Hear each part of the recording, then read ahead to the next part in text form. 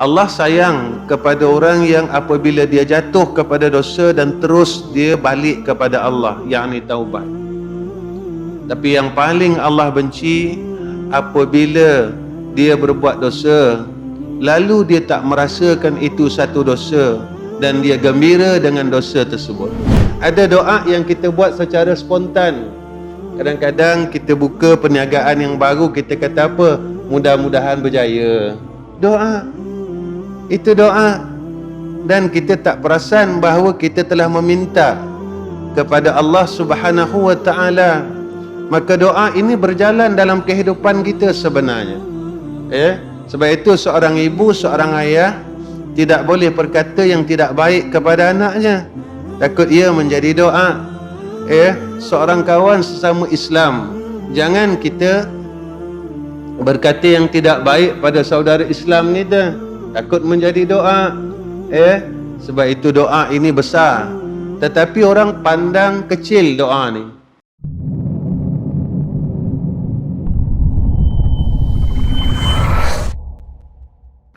Al-Fatihah. A'udzu billahi minasyaitonir rajim. Bismillahirrahmanirrahim. Alhamdulillahi rabbil alamin. Ar-Rahmanir Rahim.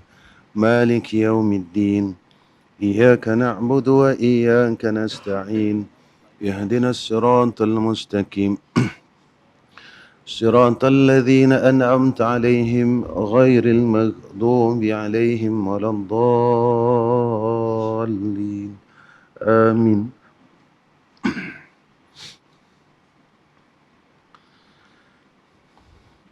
Assalamualaikum warahmatullahi wabarakatuh. Alhamdulillahi rabbil alamin. Wassalatu wassalamu ala ashrafil anbiya'i wal mursalin wa ala alihi wa sahbihi ajma'in. Rabbi israh lana sudurana wa yassir umurana wahlul 'uqdatam min lisanana yafqahul qawlana. Amma ba'd. Pertama sekali kita panjatkan puji dan syukur kehadrat Allah Subhanahu wa taala dengan hidayah, taufik, i'anah dan pertolongan daripada Allah. Allah pilih kita untuk lagi terus berbuat amal saleh. Dan selalu saya ulang perkataan yang saya kerap katakan, buat baik, melaksanakan kebaikan adalah satu anugerah. Satu anugerah daripada Allah. Dan Allah memilih kita untuk berbuat baik. Bukan sebab kita tahu, bukan sebab kita sihat, bukan sebab kita kuat, tetapi adalah pilihan Allah. Baik itu perkara yang paling kita takuti apabila kita mula tidak dipilih oleh Allah. Ini yang kita takut. Zaman Rasulullah sallallahu alaihi wasallam, sejarah menunjukkan kepada kita beberapa perkara. Ada yang istiqamah terus dengan Jama'atul Madani. Ada yang selepas wafat Rasulullah menjadi Khawarij. Jadi perkara ini perlu kita ambil. Perlu kita jadikan panduan. Akhir hidup kita macam mana? Akhir ketentuan kita macam mana?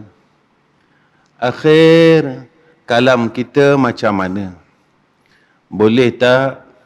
Dapat tak? Kita diistiqamahkan oleh Allah terus di dalam agamanya, di dalam akidah yang tahqiq, yang tak mensyirikkan Allah. Ini yang ditakuti oleh salafus salih.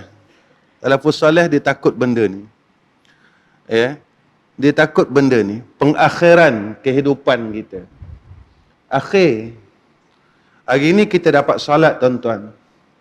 Tapi kita tak tahu mungkin ya, na'udzubillahi min zalik, ya, na'udzubillahi min zalik, ya, kita mohon perlindungan daripada Allah Subhanahu wa ta'ala.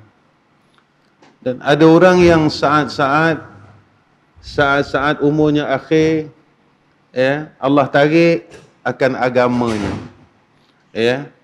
Yang ni berlaku, tuan-tuan, berlaku, ya. Dan perkara inilah yang kita khawatirkan. Jadi tuan-tuan, selalulah berharap akan rahmat Allah Subhanahu wa ta'ala. Tuan-tuan, kita sambung, ya, kita hikam kita. Bismillahirrahmanirrahim.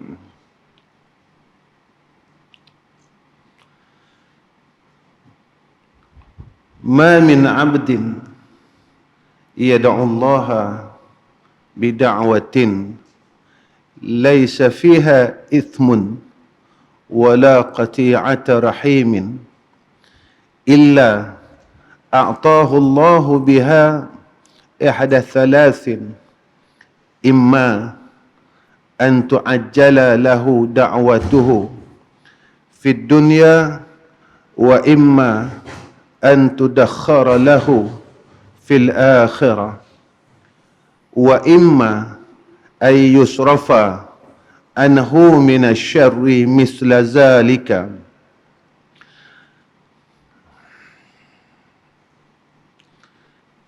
Tiada jua seorang hamba yang mendoa kepada Allah Subhanahu wa ta'ala dengan suatu doa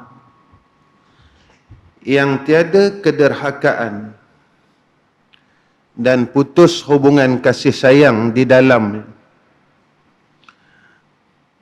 melainkan Allah mengurniakannya dengan salah satu daripada tiga perkara. Doa ini, tuan-tuan, akan dikabulkan oleh Allah selagi mana kita tidak memutuskan silaturrahim, memutuskan hubungan kasih sayang, selagi mana kita tidak dipenuhi dengan dosa, dihijab dengan dosa dan maksiat. Kerana doa ini terhalang apabila kita ini penuh dengan dosa dan maksiat. Kerana ulama menyatakan bahawasanya hijab bagi doa itu adalah dosa. Selalu orang fikir bahawa dosa itu hanya tinggal salat, tinggal puasa, tinggal zakat, tinggal haji. Tapi orang terlupa pandang tentang dosa kibir, sombong. Aku ada segala-galanya. Aku ada ilmu. Ada orang yang sombong dengan jalan ilmu. Ada orang yang sombong dengan jalan kuasa. Ada orang yang sombong dengan jalan kedudukan. Ada orang yang sombong dengan keriernya. Ada orang yang sombong dengan umurnya. Ada orang yang sombong dengan amalannya.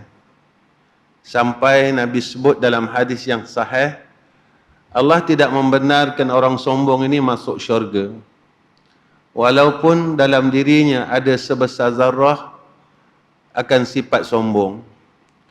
Kita masih salat, dosa zahir kita hati-hati, tetapi dosa-dosa batin ini kita selalu terlepas pandang. Baik itu kita kadang-kadang terfikir, kenapa doa aku Allah tak kabulkan? Aku semayang hajat, Allah tak kabulkan. Aku minta, Allah tak kabulkan.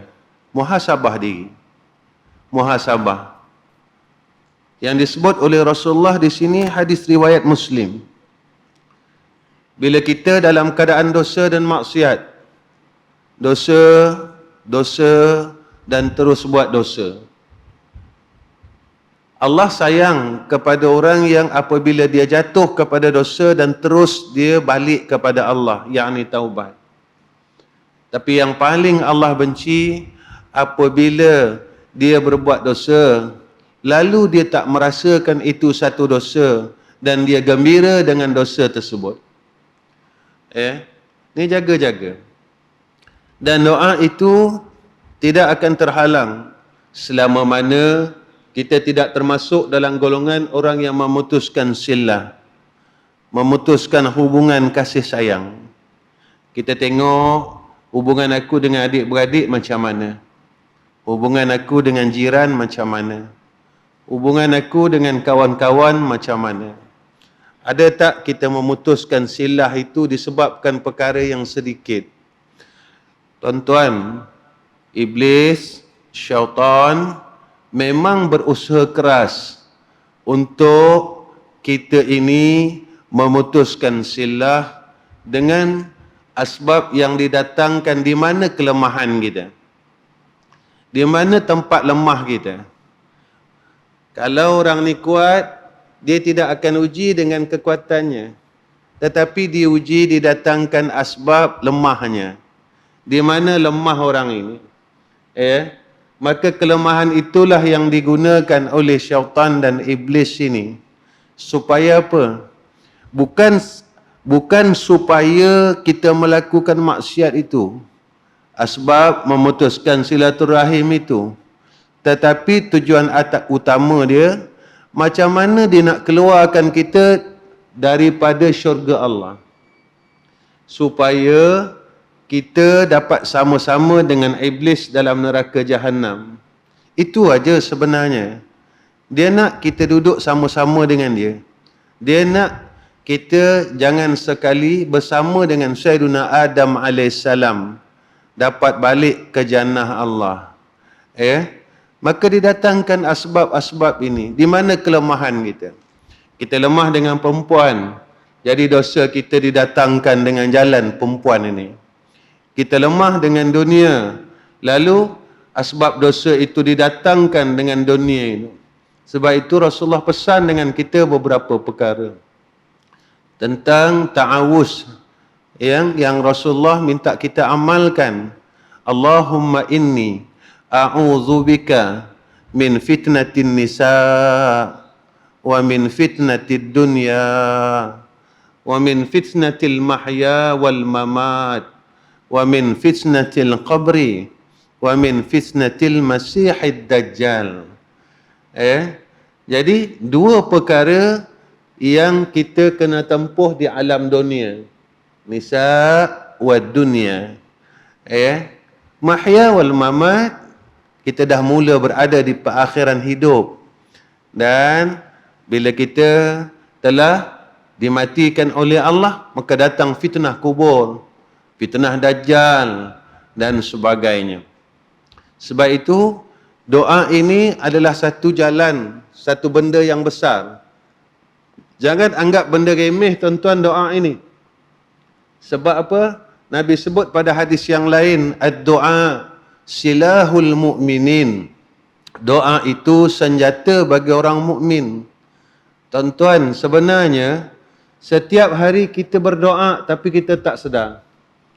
Kalau cakap Melayu, kalau kita nak berjalan, nanti kita akan cakap mudah-mudahan selamat. Cuma kita tak angkat tangan. Kita tak angkat tangan. Kita tak angkat tangan macam lepas salat. Macam ayah Wan kita lepas salat, tak nak salat, doa angkat tangan. Ada doa yang kita buat secara spontan. Kadang-kadang kita buka perniagaan yang baru, kita kata apa? Mudah-mudahan berjaya. Doa. Itu doa. Dan kita tak perasan bahawa kita telah meminta kepada Allah Subhanahu wa Ta'ala. Maka doa ini berjalan dalam kehidupan kita sebenarnya. Sebab itu seorang ibu, seorang ayah tidak boleh berkata yang tidak baik kepada anaknya, takut ia menjadi doa. Seorang kawan sesama Islam, jangan kita berkata yang tidak baik pada saudara Islam kita, takut menjadi doa. Sebab itu doa ini besar, tetapi orang pandang kecil doa ni. Tuan-tuan, sampaikan doa ini yang kita pandang kecil menjadi satu perkara yang kita perlukan selepas kematian kita. Yang Nabi sebut dalam hadis, apabila mati anak Adam, terputus segala amalan, sedekah jariah, ilmu manfaat dan doa anak yang saleh. Maka doa ini berlaku. Dan doa ini terus berlaku, tuan-tuan. Oh, lepas mati tidak berlaku doa. Besok kita di padang mahsyar tidak berlaku doa. Bila kita di titian sirat tidak berlaku doa. Kita kata begitu. Walhal doa ini akan terus berlaku sehinggalah kita di dalam jannah Allah.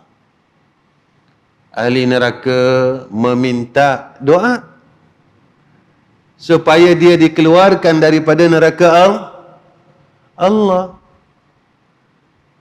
Di padang mahsyar kita berdoa, kita minta Rasulullah sallallahu alaihi wasallam memberikan syafaat kepada kita. Di mana terhentinya doa?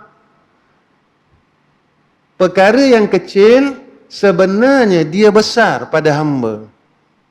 Tak berhenti doa. Doa dan terus doa. Ini hebatnya doa. Sebab itu Ibn Atha'illah dia letakkan masalah doa ini di dalam kitabnya. Yang pada pandangan kita bahawa dia macam tak ada apa-apa. Kalau semayang ini besar. Walau dalam semayang itu adanya doa. Dan tak terlepas doa ini. Walaupun di dalam satu ibadat yang besar. Semayang ini besar. As-salatu imaduddin. Semayang tiang agama. Tetapi dalamnya ada doa. Kenapa Allah didik kita begitu? Supaya kita sedar. Yang kita ni tak boleh terlepas daripada tempat hamba. Tak boleh terlepas daripada tempat seorang yang miskin. Sentiasa mengharap terus pada Allah Subhanahu wa ta'ala. Apa salah satu daripada tiga perkara itu? Pertama, ada kalanya disegerakan baginya permintaan itu. Kita minta, terus mustajab. Kita minta, terus mustajab. Ada kalanya doa ini berlaku begitu. Tuan-tuan minta, terus dapat. Minta, terus dapat. Yang kedua, ada kalanya ditangguhkan, yakni ditaruhkan baginya di akhirat. Yang kita minta, tak dapat. Tetapi Allah kabulkan sewaktu kita ini memerlukan doa ini, permintaan ini, rahmat ini. Dekat mana, tuan-tuan? Dekat yaumul mahsyar. Jadi jangan risau, jangan fikir apa yang Allah nak bagi aku. Tapi berfikirlah apa yang perlu aku memberi kepada Allah. Sebab Allah tetap bagi. Doa kita tak dikabulkan di dalam dunia, tetapi tetap dikabulkan sewaktu kita memerlukan sangat-sangat rahmat Allah. Bila mana? Iaitu di akhirat. Banyak benda, tuan-tuan. Lepas itu cari persiapan dekat sana, tuan-tuan. Sampai Nabi kata, siapa yang memudahkan satu urusan saudaranya yang Islam di dalam dunia, Allah akan memudahkan 1000 urusannya di akhirat. Siapa yang menyampaikan satu hajat saudara Islam yang di dalam dunia, Allah akan menyampaikan 1000 hajatnya di akhirat. Satu hajat saja saudara Islam kita dalam dunia, Allah akan sampaikan 1000 hajat kita di akhirat. Kalau telah berkali-kali hajat saudara kita kabulkan, tuan-tuan, berapa ribu hajat Allah telah siapkan untuk kita di sana. Dunia ni sekejap, tuan-tuan. Sekejap. Sakit dalam dunia sekejap. Tapi sakit di akhirat, khalidina fiha abada. Sakit susah dunia sekejap, susah di sana khalidina fiha abada. Yang kena fikirkan, macam mana aku hidup kat sana. Yang ni kena fikir sama-sama. Tuan-tuan, apabila akal kita telah dipenuhi dengan perkara yang selain Allah, pada ketika itu tidak ada ruang untuk Allah. Jadi dalam masa kita hidup, kita tidak memikirkan perkara yang sepatutnya. Kalau kita dapat dunia, kita hanya memikirkan dunia. Kita tidak memikirkan yang memberi dunia. Sebab akal ni dah penuh perkara yang selain Allah. Kalau kita dapat ibadat, kita memikirkan tentang ibadat. Tetapi kita tidak memikirkan siapa yang mengkurniakan ibadat. Kita dapat sihat, kita hanya memikirkan sihat. Kita tidak berfikir siapa yang telah memberikan aku sihat. Ketika kita fikirkan sihat dan kita tidak memikirkan siapa pemberi sihat, ketika itu kita gunakan sihat ini selain daripada Allah. Tetapi apabila setiap perkara yang kita perolehi, lalu kita memandang kepada hakikatnya, tatkala itu kita dapat duduk pada tempat la in syakartum la azidannakum wa la in kafartum inna azabi la syadid. Allah. Kita sentiasa dalam syukur. Orang dalam syukur Allah sayang, tuan-tuan. Orang dalam syukur Allah sayang. Tuan-tuan, anugerah ini didatangkan kepada kita berserta dengan rahmat. Anugerah yang datang disertakan dengan pada orang yang Allah sayang. Contoh, kawan ataupun sahabat yang Allah datangkan kepada kita disebabkan kasihnya Allah kepada kita, lalu sahabat dan kawan ini didatangkan dengan rahmat, diiringkan dengan rahmat. Macam mana sahabat ini tidak ada fitnah di dalamnya? Sahabat ini tak akan khianat kita. Seumpama Sayyidina Rasulina Muhammad sallallahu alaihi wasallam, maka sahabatnya, sahabat Allahu, sahabat Sayyidina Rasulina Muhammad sallallahu alaihi wasallam sebagai dinding Rasul, sebagai tembok Sayyidina Rasul. Tetapi apabila kita ini bukan dalam golongan orang yang dikasih Allah, didatangkan kawan juga, tetapi kawan dan sahabat ini diiringkan, didatangkan bersama fitnah. Dan satu hari mereka akan khianat kita. Satu hari mereka akan menzalimi kita. Sebab kita bukan duduk pada tempat orang yang Allah sayang. Ketika Allah sayang kita, ketika itu perkara yang Allah berikan kepada kita adalah perkara-perkara yang disayangi oleh Allah. Kita dapat harta, tetapi harta itu Allah kurniakan kepada hamba-Nya yang Allah sayang. Lalu harta itu diiringkan dengan rahmat. Tidak ada fitnah di dalamnya. Macam mana harta yang tidak ada fitnah di dalamnya? Iaitu tidak ada hasad. Orang tak hasad dengan harta kita. Orang tak dengki dengan harta kita. Orang tidak memikirkan tentang harta kita. Ini berlaku kepada Sayyidina Abdul Rahman bin Auf. Masya Allah. Sehingga kan dia datang bertemu dengan Rasulullah sallallahu alaihi wasallam, ya Rasulullah, bagaimana aku nak kurangkan hartaku? Bagaimana ya Rasulullah, ajarlah kepadaku. Selagi aku memberikan kepada engkau ya Rasulullah untuk ad-din, untuk agama, maka tidak berkurang ya Rasulullah hartaku. Tolonglah bagi aku jalan bagaimana aku nak kurangkan. Tuan-tuan, orang yang Allah sayang, setiap anugerah yang Allah berikan kepada dia berserta rahmah. Berserta rahmah. Macam mana tuan-tuan rahmahnya lagi? Maka datang kegundahan, kegelisahan dalam hatinya. Ya Allah, setiap perkara yang kau berikan kepada aku, jangan menjadi asbab aku jauh pada engkau, ya Allah.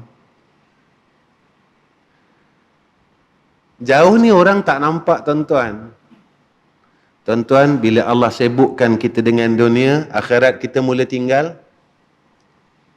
Tinggal akhirat kita. Kita dah kurang semayang, alasan kita sebab sibuk dengan dunia. Dunia tak salah. Kita sebenarnya yang salah. Kita yang salah. Maka asbab itu menjadi satu perkara yang mengheret kita jauh dengan Allah.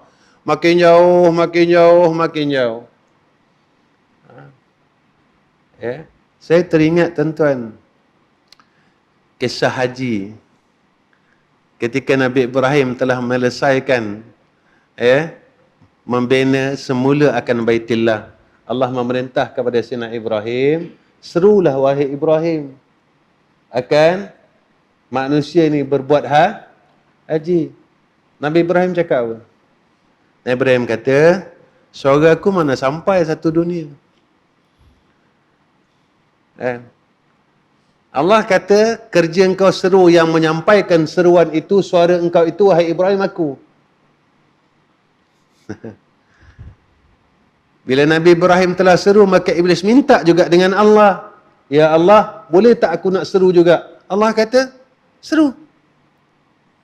Tetapi apa perbezaan orang yang menerima seruan Allahu, seruan Nabi Allah Ibrahim AS, dan yang menerima seruan daripada Iblis?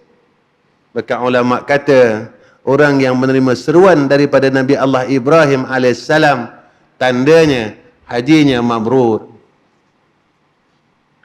Orang yang pergi haji juga, pergi umrah juga, tetapi menerima seruan daripada Iblis, hajinya tidak mabrur, kata ulama. Yang ni kita takut. Yang ni kita takut. Apabila sebaliknya setiap anugerah yang kita terima, tetapi tidak dalam rahmat, tetapi dalam bala. Di dalam nampak baik, tuan-tuan. Perkara yang kita tengok nampak cantik, tetapi hakikat akhirnya tidak baik. Yang ni kita takut. Kemudian yang ketiga, ada kalanya ditolakkan bala dengannya sekadarnya. Doa yang kita minta, kita nampak macam tak qabul. Rupanya Allah Subhanahu wa ta'ala menjadikan doa yang kita minta itu ditukar kepada keselamatan. Selamat, selamat, selamat, afiat. Rupanya doa kita Allah kabulkan dengan ditukarkan kepada selamat daripada bala. Selamat, tuan-tuan. Alhamdulillah. Kena minta. Doa kena ada. Doa kena ada, tuan-tuan. Sekarang semua orang takut, kan? Ni pula semalam boleh rentas negeri ni. Kita boleh buat apa, tuan-tuan? Kita manusia. Betul tak? Tetapi hakikat orang yang beriman dan seorang hamba Allah, dia ada kita telah berusaha, tetapi yang mentakdirkan kita Allah. Orang bagi tahu saya, Ustaz, ini tanda Imam Al-Mahdi dan nak zahir. Saya tak risau ke? Saya tak risau tentang Imam Mahdi nak zahir, sebab risau tak risau tetap zahir. Tuan-tuan fikir, tuan-tuan tak fikir, Imam Mahdi tetap zahir. Apa yang tuan-tuan nak kena risau? Takut tatkala ia zahir itu, kita berada di sebatang pokok dan pokok itu memberitahu kepada kita wahai Al-Mahdi, di sini ada orang kafir. Ketika kita berada di tepi ketul batu itu memberitahu kepada Imam Mahdi dan tenteranya, wahai Al-Mahdi, di sini orang kafir. Ketika yang dia beritahu di sini orang kafir itu kita.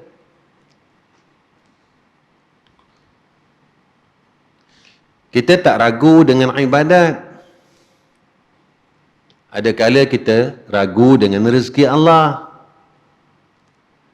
Kita tak ragu tentang puasa. Yakin kita. Apabila sampai saja bulan Ramadan, semua orang yakin tentang puasa.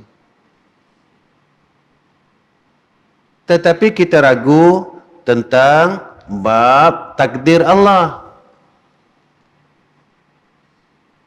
Kita ragu dekat sini, kita ragu dekat sini. Tapi bab ibadat kita tak ragu. Sampai zakat fitrah, semua orang tak ragu. Semua orang buat dengan rela hati. Tetapi apabila datang takdir-takdir Allah ini, kita mula menolak. Yang ni bukan takdir Allah, ini dari dia.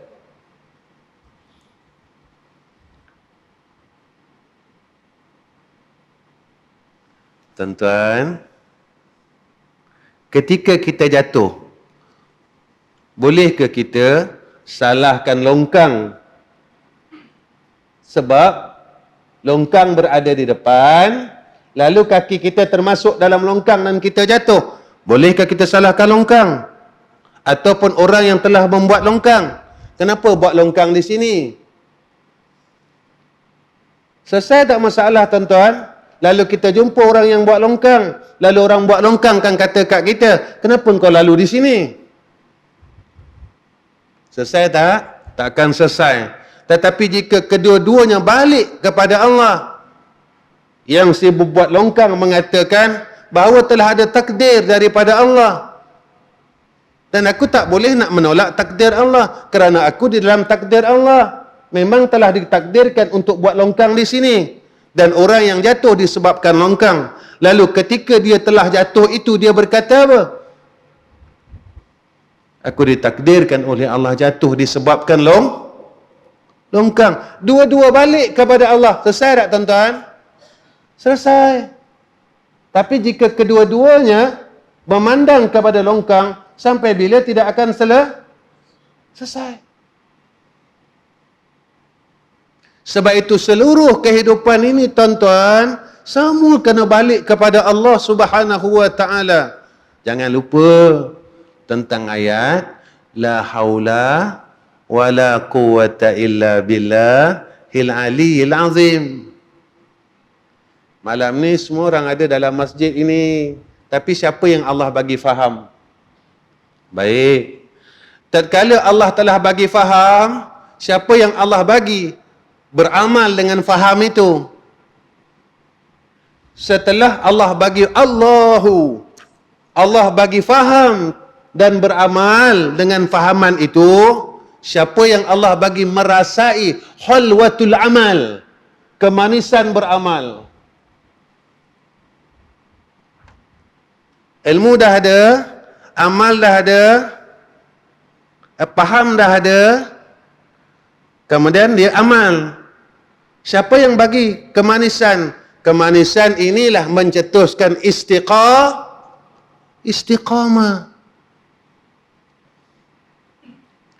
Ada orang yang dia duduk dalam majlis ilmu, tapi Allah tak bagi faham. Hanya duduk dan duduk dan duduk dan terus duduk. Ada orang yang Allah bagi dia duduk dalam majlis ilmu, lalu diberikan dia faham, tapi Allah tak berikan dia beramal. Dia faham mengumpat tu salah. Dia faham memutuskan silaturrahim itu haram. Dia faham kalau aku bergantung selain Allah, masih wallah, maka menjadi beban atas aku dan menjadi kemurkaan Allah. Kerana yang bersifat dengan sifat istighna dan iftiqar itu hanya Allah. Faham, tapi dia tak boleh beramal. Dia tahu. Maka faham saja ketika itu dia tidak boleh duduk pada tempat hamba yang mentaati Allah. Orang yang dah faham, dia kena amal. Tapi nak dapat istiqamah dalam amalan, maka ini yang dikatakan ulama akan dipanggil kelazatan halwa. Bila dia rasa manis, tuan-tuan, dia takkan lepas. Tuan-tuan, kenapa orang makan madu sebab manis? Boleh istiqamah, Masya Allah. Kenapa orang tak boleh istiqamah makan akar? Tempat saya panggil bata wali.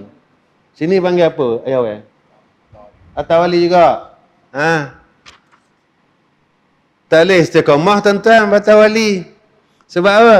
Pahit. Tapi hak manis? Wah, insya-Allah datang kesukaan. Halwah ini, tuan-tuan, anugerah Allah Ta'ala. Dan bagaimana kita menuntut anugerah ini? Dengan istiqamah istiqamah lah namanya. Kesungguhan beramal inilah nama dia. Mujahadah. Kita bersungguh-sungguh. Baik. Tuan-tuan, ni kira dah isyak ni, kita berhenti berhenti dah? Masuk isyak? Saya kena tanya ni. Boleh lagi? Pula. Ke mana Kamal? Kena tanya Kamal juga. Boleh lagi? Kita pergi sikit lagi ya? Sikit lagi boleh? Berhenti saya berhenti, tak apa. Dah takdir dia sampai situ, nak buat macam mana? Kita terimalah. Kita tak boleh lawan ketentuan Allah. Bila masa mula, bila masa berhenti.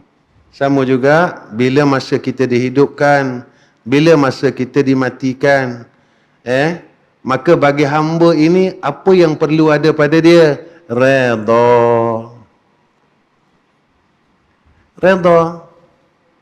Ketika ia menerima takdir Allah, pada kita kena redha. Satu hari ada orang bertemu dengan saya. Dia cerita, Ustaz, saya begini. Saya kata, jangan cerita dengan saya tak boleh tolong. Ceritalah kepada yang telah mentakdirkan cerita itu. Saya tak boleh tolong. Ustaz, saya ni buat maksiat. Ustaz, saya tak boleh berhenti buat maksiat. Kalau mengadu dengan saya tak boleh hentikan maksiat itu. Tetapi mengadulah dengan Allah. Bangun malam, ya Allah, isteri aku masih belum lagi boleh tutup aurat dengan sempurna, ya Allah. Ya Allah, aku masih lemah lagi, ya Allah. Ya Allah, ya Allah, aku ni jahat, ya Allah. Nampak zahir aku baik, tetapi aku jahat pada sisi Engkau, ya Arhamar Rahimin. Mengadu setiap malam. Ngadu, ya Allah, umur aku dah banyak, tapi aku tak boleh nak bangun 2/3 malam munajat dengan Engkau. Selalu jaga subuh.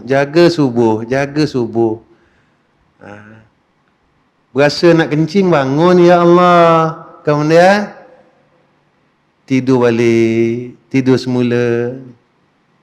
Mengadulah dengan Allah, khabar dengan Allah.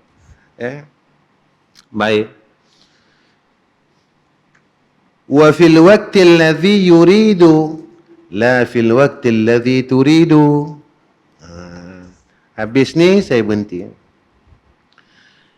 Maksudnya, ia menjamin bagi memperkenankan permintaan itu pada waktu yang dikehendakinya, yakni Allah. Bukan pada waktu yang kau kehendaki. Kena ingat tu. Doa yang kita minta bergantung pada kehendak Allah, bukan pada kehendak kita. Kenapa pula bukan pada kehendak kita? Sebab kerja kita minta, kerja mengkabulkan hak Allah. Takkan kita nak mengambil hak Allah? Hamba tuan-tuan, hamba, kita kerja dengan orang, sampai masa kita minta gaji. Yang memberi gaji, majikan. Jadi kena tanya majikan kita siapa? Majikan kita siapa? Hakikat majikan kita yang sebenar siapa?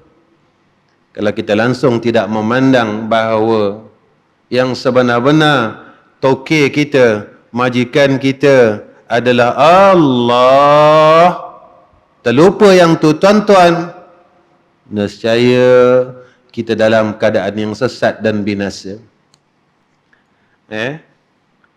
Kerana pemilihan Allah bagi hamba itu terlebih baik daripada pemilihan hamba bagi dirinya.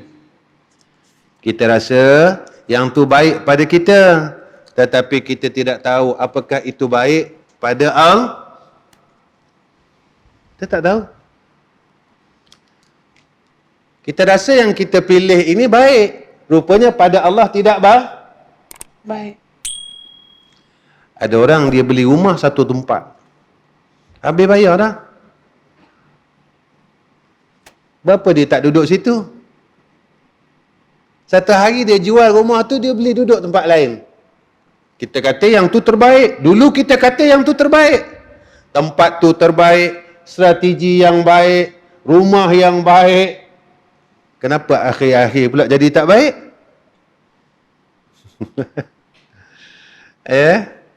Ada sebab itu ikutlah takdir Allah. Ikutlah pilihan Allah. Akurlah dengan kehendak Allah. Sebab Allah tidak akan menzalimi kita. Percayalah tuan-tuan. Percayalah. Bila Allah mula sayang kita, dan Allah tak akan zalim kita. Dan perkara yang nampak tidak baik pada kita itu, disitulah tempat kasihnya Allah. Tanda dia apa tuan-tuan? Ketika kita diuji oleh Allah, hati kita bertambah sayang dengan Allah. Mula kita makin dekat lagi dengan Allah. Bukan makin jauh, tidak. Tetapi makin dekat dengan Allah. Kita ni hamba tuan-tuan. Bila-bila masa tangan yang kita boleh angkat ini akan lemah, tak boleh angkat. Bila-bila masa je tuan-tuan. Bila-bila masa tuan-tuan. Mata yang boleh nampak ini ditutup oleh Allah. Itu pengajaran demi pengajaran yang Allah berikan kepada kita. Biarlah bertambah keimanan kita. Peristiwa yang berlaku sekarang, tengok sekejap kawan kita meninggal, kawan kita, murid saya tuan-tuan yang belajar dengan saya dekat luar-luar, banyak yang meninggal asbab penyakit.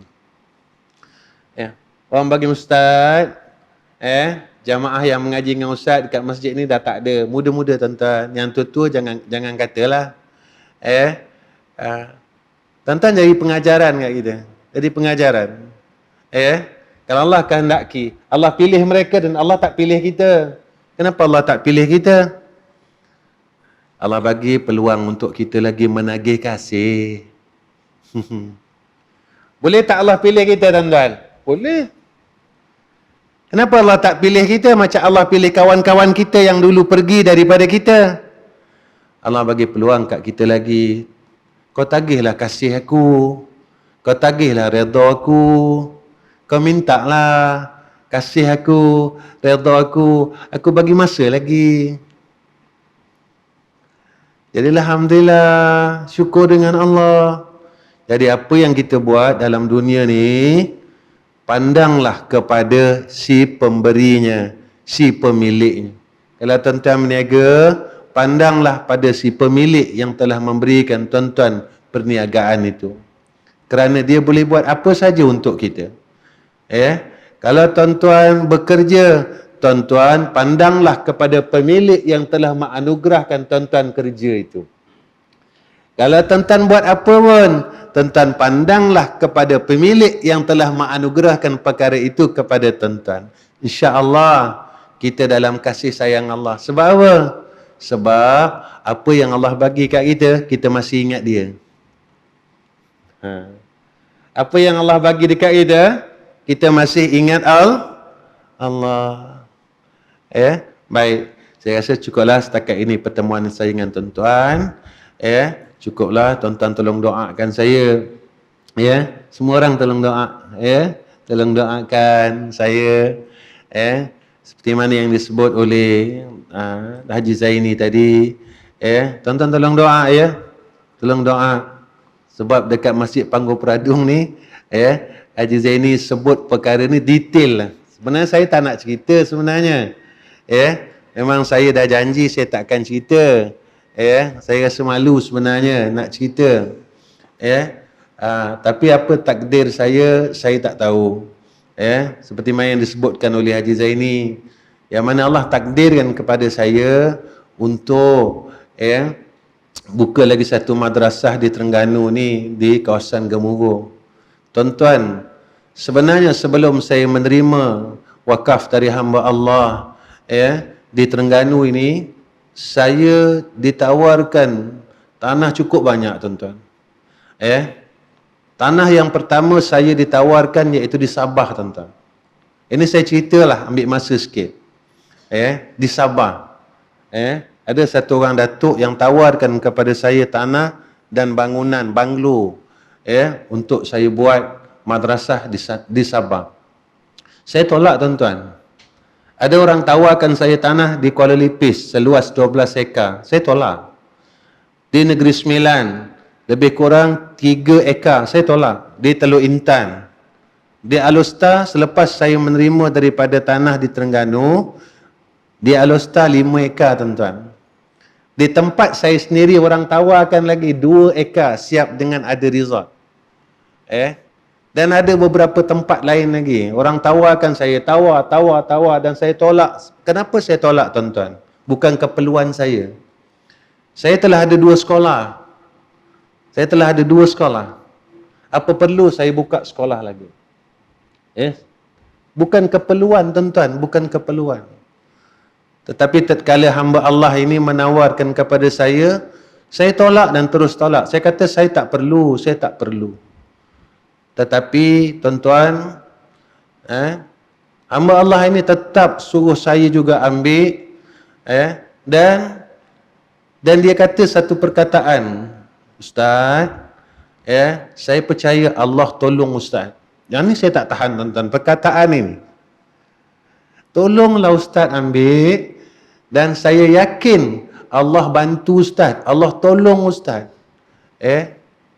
Tuan-tuan, segi dunianya, 2 sekolah ini saya memerlukan 60,000 sebulan. Perlu apa saya nak buka satu sekolah? Bukan keperluan. Tatkala takdir itu berlaku, tuan-tuan boleh halang tak? Tatkala takdir itu berlaku, tuan-tuan tak boleh halang. Dan saya tak mampu nak halang, tuan-tuan. Kalau ikut keluasan, saya boleh memilih keluasan yang lebih besar. Ada orang tawar kat saya 12 ekar. Hatta di Kelantan, tuan-tuan, ada satu hamba Allah tawarkan saya tanah dan dia buatkan semua bangunan, saya datang uruskan aja. Saya cakap, tolonglah, saya tak mampu, saya kata. Dan sampai sekarang, bila orang tanya saya, kenapa saya menerima buka sekolah di Terengganu? Saya malu, tuan-tuan, nak cakap. Tapi Haji Zaini dah cakap dengan tuan-tuan. Saya ceritalah. Saya sendiri kalau tuan-tuan tanya, nanti saya tak boleh bagi jawab. Dan saya tak tahu apa takdir Allah atas saya di sini. Saya tak tahu, tuan-tuan. Saya tak tahu, tuan-tuan. Apa takdir Allah, saya tak tahu. Apa yang akan berlaku, saya tak tahu. Apa hikmahnya, saya takkan tahu. Apa kebaikannya, saya takkan tahu, tuan-tuan. Sebab saya hamba Allah.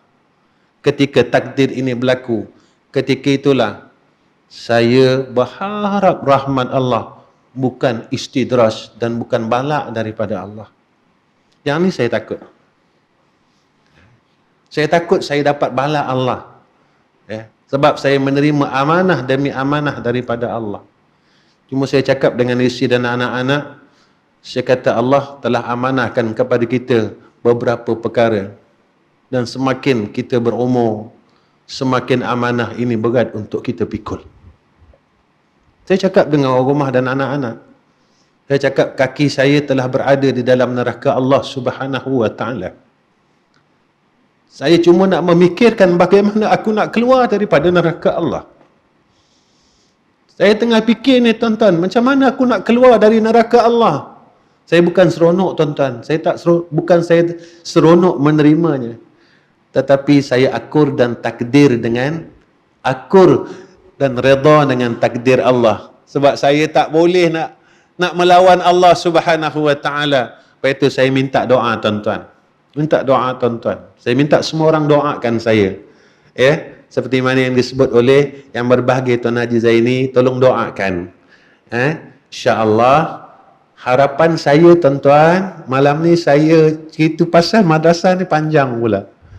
Tuan-tuan tolong doa, harapan saya insya-Allah pada setahun daripada sekarang, kita akan selesaikan semua bangunan-bangunan itu. Tuan-tuan tolong doa.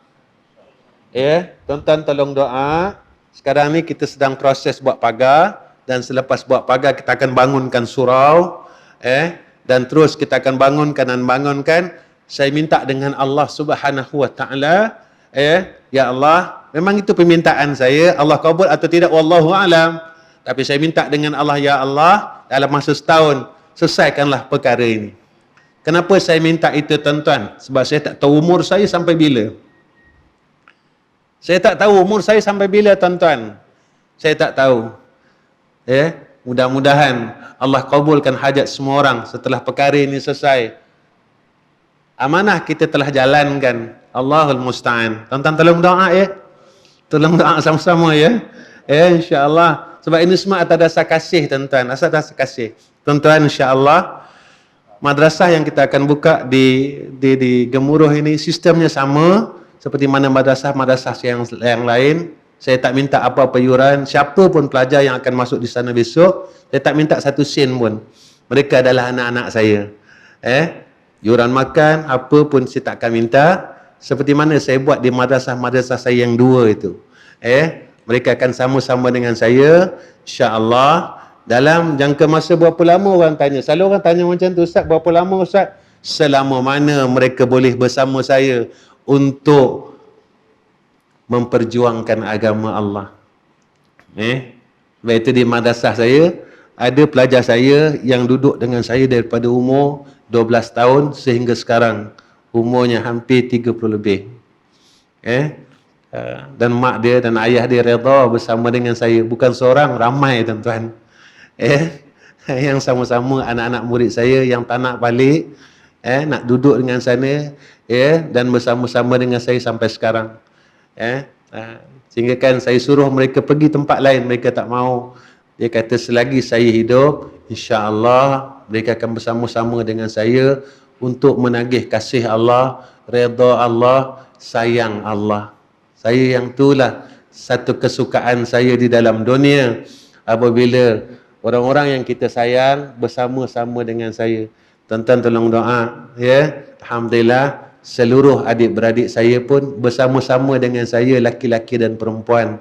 Mereka yang bantu saya dalam madrasah ini, semua adik-beradik saya, semua bersama dengan saya, dalam madrasah.